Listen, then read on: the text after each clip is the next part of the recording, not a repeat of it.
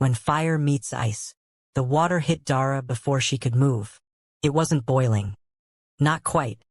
But it was hot enough to steal the breath from her lungs. Hot enough to send white pain searing across her left shoulder and collarbone. Hot enough to make her drop the crystal vase she'd been carrying, which shattered across the marble floor of the Yoon estate like a small, expensive confession. For 3 full seconds, nobody in the room moved. Dara stood with her teeth clenched against the scream she refused to let out. Her uniform, white, pressed, impeccable, clung to her skin.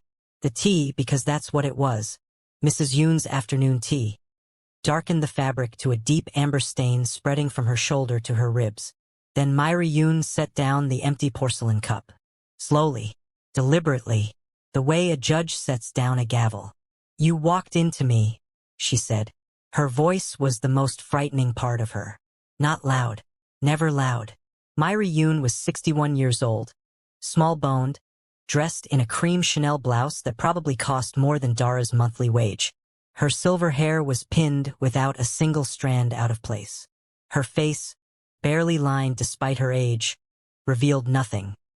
Not satisfaction, not guilt, not even the performative irritation of someone justifying themselves. Just a statement.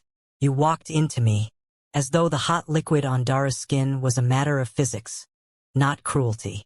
Dara Osei, 28 years old, from Accra originally, now 3 years employed at the Yoon household in Seoul's Hanamdong district, bent and began collecting the shards of crystal from the floor. Her hands were steady. She had learned, in this house, to keep her hands steady.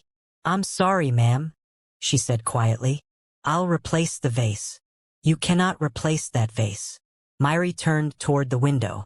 "It belonged to my mother." It had not.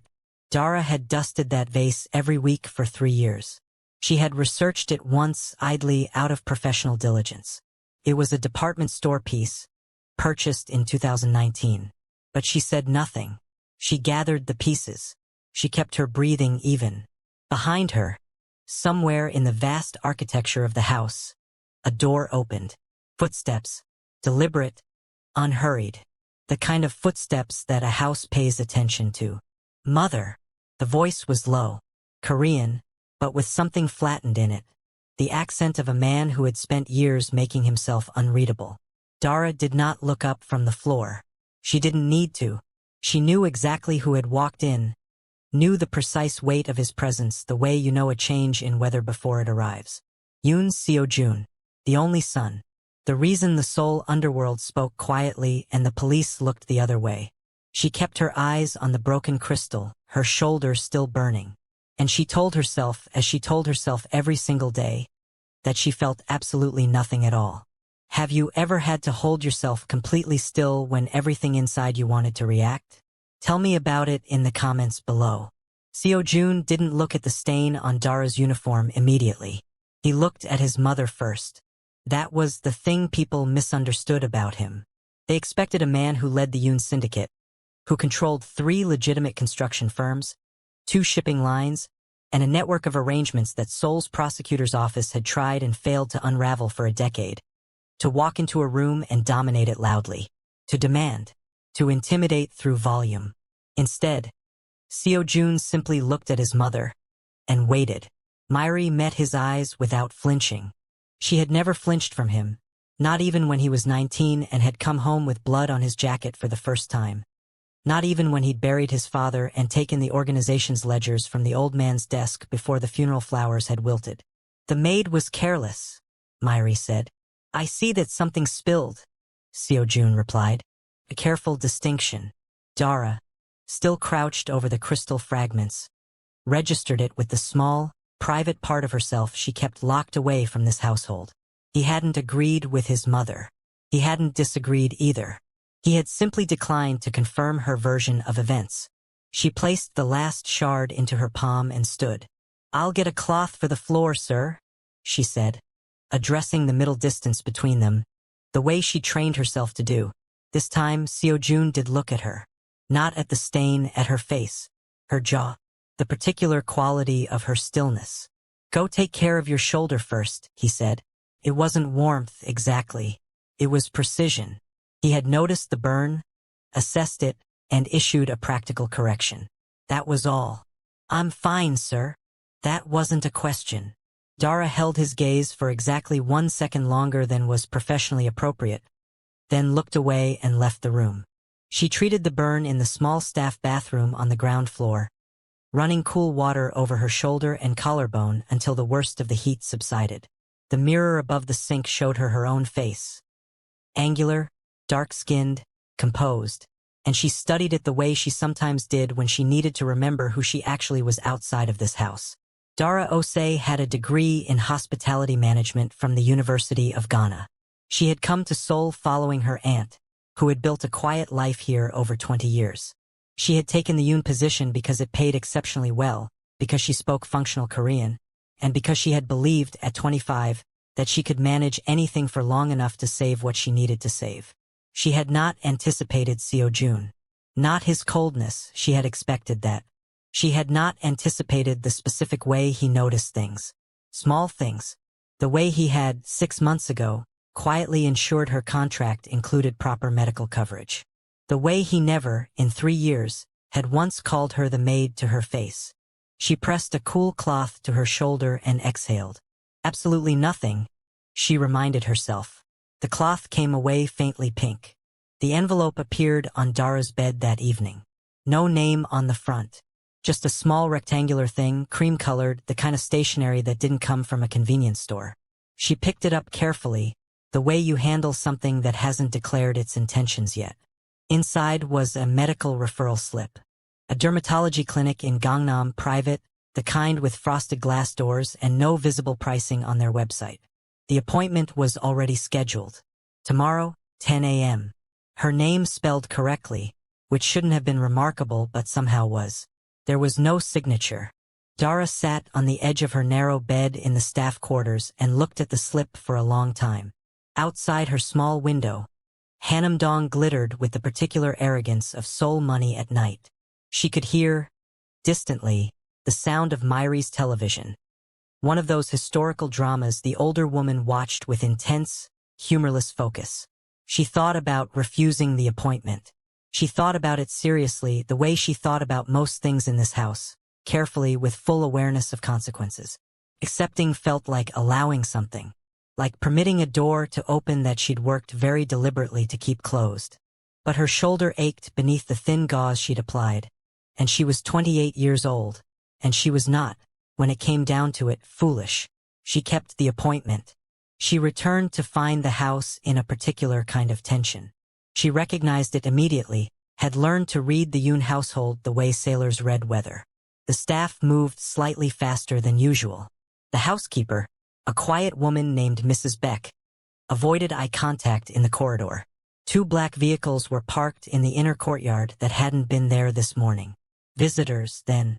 The kind that used the inner courtyard. Dara changed into a fresh uniform and went to work. She was carrying a tray of refreshments toward the east sitting room when she heard Myri's voice through the door. Low, rapid Korean, clipped with something that in a lesser woman might have been called panic. Then another voice. Male.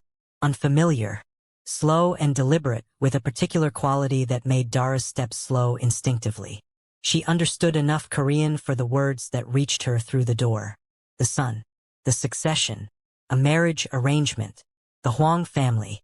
She kept walking, but 30 seconds later, the sitting room door opened, and Seo Joon stepped into the corridor directly in front of her.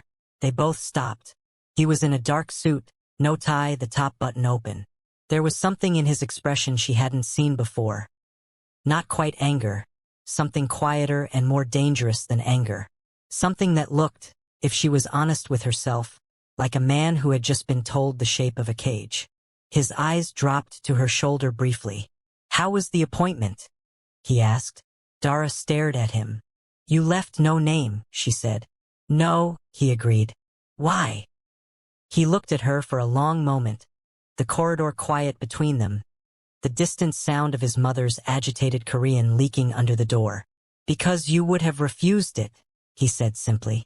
Then he walked past her, and Dara stood holding her tray, her heart doing something she absolutely refused to name. Have you ever received kindness from someone you were convinced didn't have any to give? What did that moment feel like? Share below. The Huang family arrived formally 3 days later. Dara knew about the Huangs the way all household staff knew things, through fragments, through careful listening, through the specific silence that fell over Mrs. Beck whenever their name was mentioned. They were old money layered over older arrangements.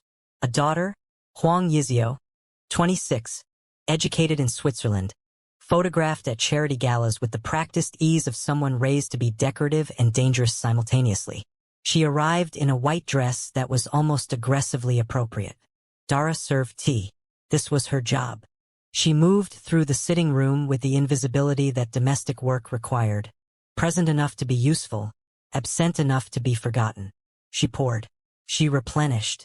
She did not make eye contact with anyone except to confirm placement of cups. She was very good at this. What she was less good at, apparently, was not noticing things. Seojun sat across from Yizio with the posture of a man enduring a business meeting he'd already decided the outcome of. He was polite, precisely, measurably polite, the way you're polite to a contract you haven't signed. He asked appropriate questions. He responded to Yizio's careful conversation with clean, minimal answers. Yizio was objectively striking. Smart eyes behind a composed smile. She would make, by any reasonable metric, an excellent match for the Yoon Syndicate's public face. Myri watched her son with barely concealed satisfaction. Dara refilled Seojun's cup without looking at him. His hand, resting on the arm of his chair, moved almost imperceptibly. 2 fingers briefly extended, the Korean gesture for enough. Thank you, small and automatic and entirely unnecessary given that she was already pulling the pot back. He had gestured to her, naturally, without thinking, the way you gesture to someone whose presence you're genuinely aware of. Yizio noticed. Her eyes tracked from Seojun's hand to Dara's face with the swift, quiet calculation of a woman who had been raised to notice exactly these kinds of things. Her expression didn't change, but something behind it did. Dara set the teapot down and left the room. That night, Myri summoned her. The older woman was sitting at her vanity, removing jewelry with the slow ceremony she applied to everything. She met Dara's eyes in the mirror rather than turning around, which was its own kind of statement. You've been in this house 3 years, Myri said. Yes, ma'am. You're efficient, discreet, better than most I've employed. She set down an earring. Which is why I'm telling you clearly, as one adult to another, manage your expressions more carefully. Dara kept her face neutral. I'm not sure I understand, ma'am. Myri turned then, looked at her directly with eyes that had survived things Dara would never fully know. Yes, you do, she said quietly. She turned back to her mirror. That will be all. Have you ever been warned away from something, not cruelly but clearly, and had to decide whether the warning was wisdom or fear? Drop your thoughts below. The file appeared on Seojun's desk on a Wednesday. He knew what it was before he opened it. His head of private security, a careful man named Tae, didn't bring physical files unless the information was sensitive enough to keep off servers. Tae set it down without comment and left the study, closing the door with the discretion of someone who understood that certain things required privacy to land properly. Seojun opened it. Inside was a surveillance photograph, grainy, taken from distance but clear enough. A man Seojun recognized. Kwon Byungji, mid-level operator, nominally independent, actually on Huang family payroll for the past 8 months. The photograph showed him outside the building where Dara's aunt lived. Time-stamped 4 days ago. The second photograph showed the same man outside the clinic in Gangnam. The appointment Seojun had arranged. He sat with that for a moment. Someone had been watching Dara before he'd even fully admitted to himself that he was watching Dara. Which meant the Huang family had assessed the Yoon household more carefully than he'd credited. Which meant Yizio's composed smile at that tea ceremony had contained considerably more intelligence than decoration. He closed the file. Then he sat back and did something he rarely permitted himself. He thought honestly about a situation he'd been deliberately thinking around for the better part of a year. Dara Osei had come to work in his mother's house when he was 33 years old and had already decided, with the clean finality of a man who understood his life's architecture, that certain things were not available to him. Warmth, specifically, the uncomplicated kind. He ran an organization built on leverage and controlled violence, managed a mother who expressed love as ownership, and maintained a public face that required constant, exhausting performance. He had not expected someone who kept her hands steady while burning. He had not expected to find that remarkable. But he had. Quietly and then persistently, and now, looking at a surveillance photograph of a man positioned outside her aunt's building, with something that felt very much like controlled fury. He picked up his phone. Dara was in the kitchen garden when Mrs. Beck found her, slightly breathless, conveying that Mr. Yoon requested her presence in his study. Not his mother. Him. She smoothed her uniform and went. Seo-jun was standing at the window when she entered, the city arranged behind him like a backdrop he'd stopped seeing years ago. He turned when she came in and looked at her with the directness she'd learned to brace for. "Sit down," he said. "I'm fine standing, sir." Dara. Just her name. No title attached to it. The first time he'd said it that way, without mispreceding it, without the professional buffer. She sat down. He placed the surveillance photograph on the desk facing her. She looked at it, then up at him. "How long?"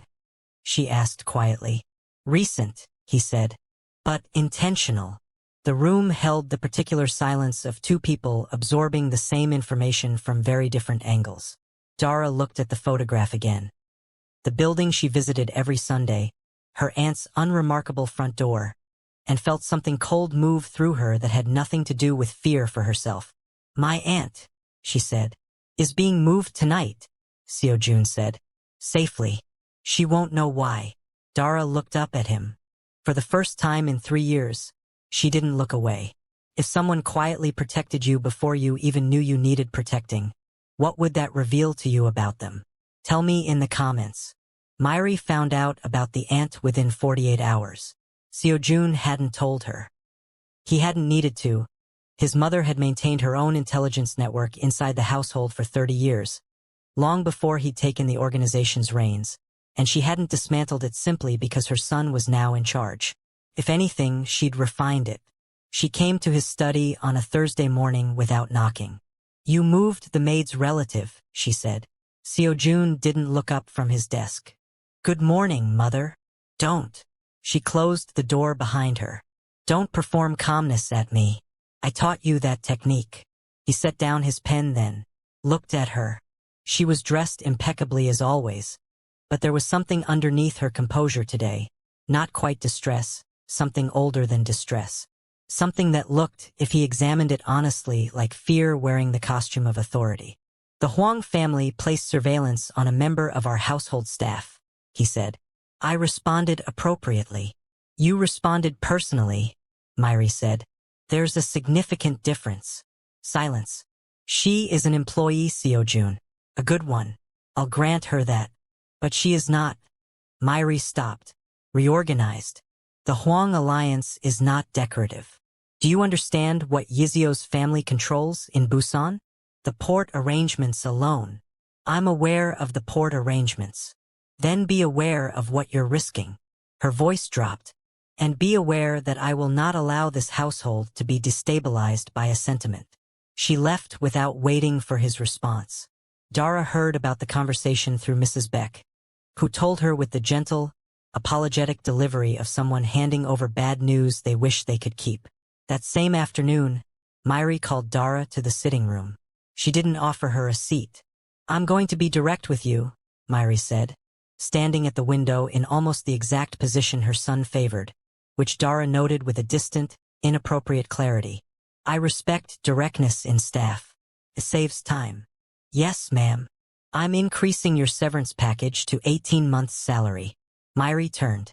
"Your final day will be this Friday. I'll provide an excellent reference, genuinely excellent." "You've earned that." Dara absorbed this. "May I ask the reason, ma'am?" "You may not," Myri said, not unkindly, almost gently, in the way that made her genuinely frightening because the gentleness was real. She wasn't performing. She was, in her way, trying to handle this cleanly. "The decision has been made. I hope you'll accept the severance graciously." Dara stood very still. 18 months' salary was significant.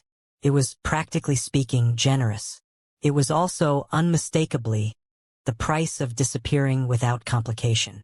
I'll need until Friday to make arrangements, Dara said. Of course. She left the room. She was packing her smaller personal items that evening when Seo-jun appeared in the doorway of the staff quarters. He looked at the half-filled bag on her bed, then at her. She told you, he said. She was direct about it, Dara replied. She folded a sweater with unnecessary precision. It's a fair package. Stop packing. Mr. Yoon. Seo-jun. He said it quietly, but it landed firmly. After 3 years, Dara. Please.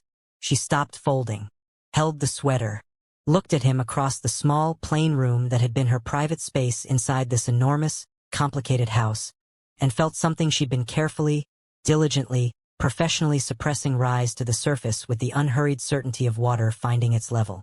This is the right outcome, she said. Her voice was steady. She was proud of it. Your mother isn't wrong about what she needs.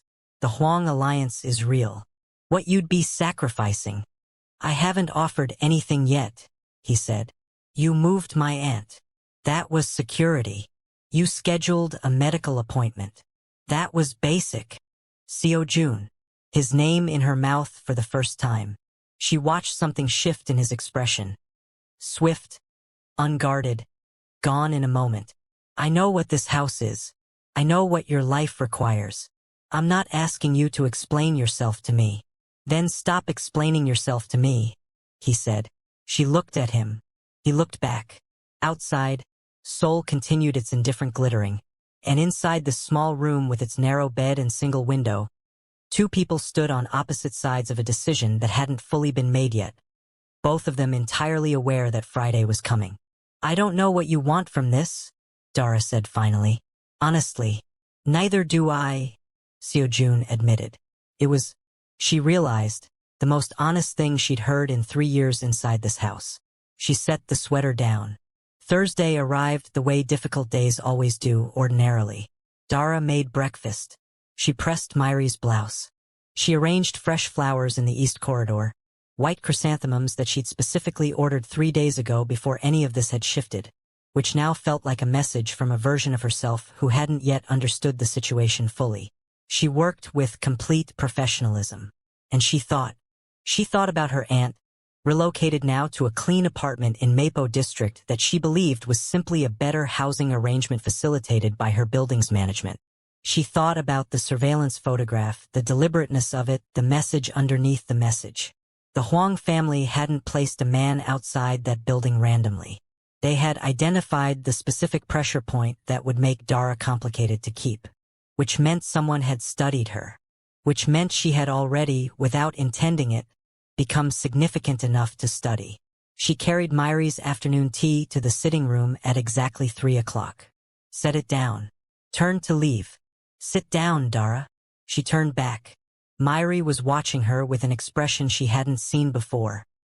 Not cold, not performatively authoritative. Something more unguarded than that. Something that belonged to a woman rather than a matriarch. Dara sat. Myri poured her own tea. Then, after a pause, poured a second cup and pushed it across the table. Dara looked at it. My husband, Myri began, was not a careful man with people he loved. He was careful with everything else, exceptional, actually. But love made him reckless. It made him vulnerable in ways that his enemies understood better than he did. She lifted her cup. He survived. Barely. There was a period when surviving was genuinely uncertain. She said this without melodrama, simply as fact. Seo-jun watched that, Myri continued. He was 14. He learned a particular lesson from it, the way children learn lessons, completely, and perhaps too well. She set her cup down. He learned that caring for someone specific makes you specific in return. Targetable. Dara was quiet. He hasn't cared for anyone specifically in 19 years, Myri said. I have watched very carefully. The sitting room held its silence. You're telling me this, Dara said slowly, to explain why he can't. I'm telling you this, Myri interrupted, gently but precisely, because you deserve to understand what you're actually holding, not what it looks like from the outside. Dara absorbed that. The dismissal, she said. Myri looked out the window. The Huang arrangement is business. Yizio understands that. These things are conducted with clarity in our world. She would not expect. She stopped. But my son would never be dishonest with her if his feelings were already. Another stop. It complicates the arrangement irrevocably. So I should go, Dara said. I think, Myri said carefully, that you should make an informed decision, rather than simply a gracious one. She stood, smoothed her blouse. Seo Jun is in the garden, she said, almost as an aside. Then she left Dara alone with her untouched tea. The garden was cold. Seoul in late autumn held its chill like a quiet argument. Present but not overwhelming, the kind of cold that made everything feel more precise. The chrysanthemums along the eastern wall had gone pale and determined, the way things get when they've decided to last a little longer than expected. Seo Jun was standing near the stone bench at the garden's far end, hands in his jacket pockets, looking at nothing in particular with the focused attention of a man thinking through something he couldn't resolve with strategy. Dara walked toward him. He heard her footsteps on the stone path and turned, registered her expression, said nothing, which was, she had learned, his version of making space. She stopped 2 feet from him. Your mother told me about your father, she said. About what you watched when you were 14. Something moved across his face. Not defensiveness, something more unguarded than that. She had no right. She had every right, Dara said quietly. She's your mother. She was explaining you to me because she spent 3 decades understanding you, and she thought I deserved the same information. Seo Jun looked at her. And what did you do with the information? He asked. I'm here, she said simply. The garden held them in its cold, pale quiet. Dara. Her name again, in that way, unprotected by titles or professional distance. What I run. What this family is. You understand it completely. I've never pretended otherwise with you, which is... He stopped. Which is unusual for me. I know what this house is, she said. I've known for 3 years. And you stayed. I stayed for the salary, she said honestly. Initially. A pause. And then I stayed because... She looked at him directly, with the same steadiness she'd maintained on the day of the burned shoulder, of the broken crystal, of every small cruelty and quiet kindness that had accumulated between them like interest. Because leaving felt like losing something I hadn't been given yet. Seo Jun was quiet for a long moment. Then he said, The Huang arrangement is finished. I called Yizio's father this morning. Dara's breath caught. Seo Jun. It was business, he said. It remained business. Yizio will find a more suitable arrangement, one where the other party isn't.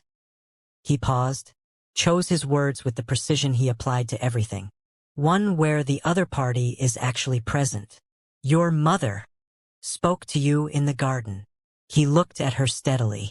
She doesn't do things accidentally, Dara. She's never done anything accidentally in her life. The realization settled over her slowly. Myri had sent her here, had handed her a map and called it information. She's not happy about it, Seo Jun continued. Let's be honest about that. She's frightened, which she'll never call fear. But she's also... Something crossed his face, quiet and very real. She poured you tea. Dara thought about the second cup, pushed deliberately across the table. She poured me tea, Dara repeated softly. In this house, Seo Jun said. That's considerable. He reached out then, slowly, giving her every opportunity to step back, and took her hand. Not dramatically, not with the choreographed tenderness of a performance. Simply held it the way you hold something you've been careful with for a long time and have finally decided to stop pretending you don't value. His hand was warm. She hadn't expected that. Somehow, after everything, she hadn't expected him to be simply, physically warm. I don't know how to do this without risk, he said quietly. I want to be honest about that. Neither do I, she said. I want to be honest about that too. He looked at her. Really looked, the way he'd looked at the surveillance photograph, the way he looked at anything that mattered, and she looked back without looking away. Stay, he said. Not as an employer. Not with authority. Just a man in a cold garden, asking. Dara Osei, who had kept her hands steady through everything this house had given her, felt them tremble slightly now. Not from pain, not from fear, but from the specific and unfamiliar sensation of being genuinely, carefully chosen. "All right," she said. The chrysanthemums held their pale, determined color along the wall. Inside the house, in the sitting room window, a small movement. A figure stepping back from the glass, returning to her chair, lifting her tea with the composed expression of a woman who had, in her way, decided to try something new. Winter came to Hanamdong with its usual quiet authority. The Yoon household changed in ways that were small enough to be deniable and significant enough to be undeniable. Fresh flowers appeared in the staff quarters, not ordered by Dara, not ordered by Mrs. Beck. Seojin's schedule, previously a closed architecture of meetings and arrangements, developed small deliberate gaps on Sunday mornings. The kitchen began stocking ground nutmeg, which nobody in the house used except Dara, who added it to her morning coffee in a habit carried from Accra. Nobody commented on any of this. Mrs. Beck, who noticed everything, said nothing and smiled only when she was facing away from people. Myri did not transform. This was important. She remained exacting, composed, and occasionally imperious. She still held the household to standards that would have exhausted a less disciplined staff. She still wore Chanel and kept her silver hair pinned without a strand displaced. But one Sunday in December, she passed Dara in the corridor and stopped. Dara stopped too. Myri looked at her for a moment with those composed, complicated eyes that had survived more than Dara would ever fully know. "The chrysanthemums you ordered last month," Myri said. "Order them again. They lasted well." Then she continued down the corridor.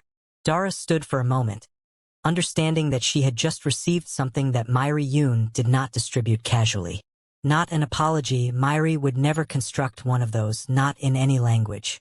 Something more sustainable than an apology. An acknowledgement. A door, not flung open, but unlocked. She ordered the chrysanthemums. On a Sunday in January, Seojun drove her to Mapo district. Her aunt, Celestine, was a small round woman who cooked enormous amounts of food and asked direct questions with the cheerful relentlessness of someone who considered social subtlety a waste of good time. She opened the door, looked at Seojun for approximately 4 seconds, then looked at Dara. "He's thin," Celestine said in English. "Sit down, I'll feed you." Seojun, who understood more English than he generally admitted, sat down without protest. Dara watched him at her aunt's crowded table, eating jollof rice he couldn't identify but finished completely, answering Celestine's questions with a directness that matched her own, and felt something she recognized, after careful examination, as joy. Uncomplicated, present, entirely unguarded. She hadn't felt it in a long time. She hadn't felt it once inside that house until she decided to stop pretending she felt nothing. Later, driving back through Seoul's winter streets, Seojun said, "She put more food on my plate every time I finished." "That means she approves of you," Dara said. "How do you know?" "She doesn't feed people she doesn't approve of." A pause. "She told you 3 times you were thin." "I understood that as criticism." "In her language," Dara said. "It's affection." He was quiet for a moment, watching the city move past the window. "Your mother," she said carefully, "speaks a similar language." He turned to look at her. She met his eyes briefly before looking back at the road ahead. "Demanding things from people," she continued, "holding them to high standards, refusing to accept less than what she believes they deserve. It's not warmth exactly, but it comes from the same place warmth does." Seojun was silent for a long time. "She poured you tea," he said finally. "She poured me tea," Dara confirmed. Something in his face settled. Not resolved. Some things between mothers and sons take longer than a season, but settled. Like a foundation accepting weight it was always built to carry. He reached across and took her hand on the center console, the way he had in the garden. Simply, without performance. Seoul glittered around them, indifferent and beautiful, and Dara Osei, who had come to this city following family, who had survived this house through discipline and quiet dignity, who had kept her hands steady through burning and breaking and every small test this life had offered, held on. Not because she had nowhere else to go, because she had chosen, with full information and open eyes, exactly where she wanted to be. This story explored what happens when dignity meets cruelty, when quiet care speaks louder than grand gestures, and when choosing someone is the bravest thing a person can do. What was your biggest takeaway? Share your thoughts below. And if this story moved you, consider subscribing for more stories that explore the complicated, beautiful spaces between people.